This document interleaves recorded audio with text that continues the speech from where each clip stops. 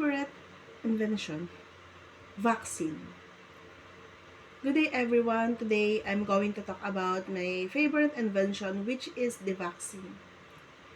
There are many inventions that help people in their daily lives, such as phones, computer, and machines. However, I believe that the vaccine is one of the most important invention ever created. This invention just does not just make life easier, but it also saves life. Vaccine helps protect people from dangerous diseases and help communities stay healthy. What is a vaccine? A vaccine is a medical invention that helps protect our body from sickness. It works by training our immune system to fight viruses and bacteria. When we receive a vaccine, our body learns how we defend itself without making us seriously sick.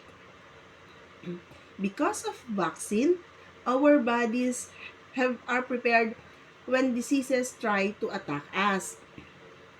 Who invented the vaccine and when? The first vaccine was invented by Edward Jenner in the year 1796. He created the smallpox vaccine at a time when smallpox was one of the deadliest diseases in the world.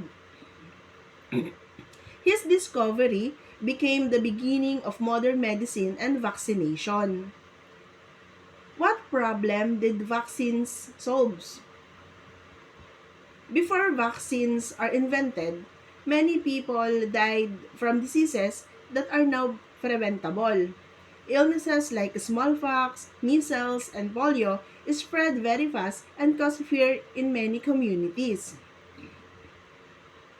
Vaccine helps solve this problem by preventing the spread of diseases and protect people, especially children. Because of vaccine, many deadly diseases are now rare or controlled. How do vaccines affect society today? Vaccines continue to help society in many ways today. First, in health. Vaccine help people avoid serious sickness and protect vulnerable groups like babies and elderly people. Second, in education. Vaccines help students stay healthy so schools can continue face-to-face learning safely. Third, in communities. Vaccine help prevent outbreaks and keep families safe. Because of vaccine, people can live longer, healthier, and more productive lives. Why is vaccine my favorite invention? Vaccine is my favorite invention because it shows how science can be used to help and protect humanity. It proves that one discovery can change the world and save millions of lives. In conclusion, vaccines are one of the greatest inventions in human history. They protect lives, prevent diseases, and help build the healthier society.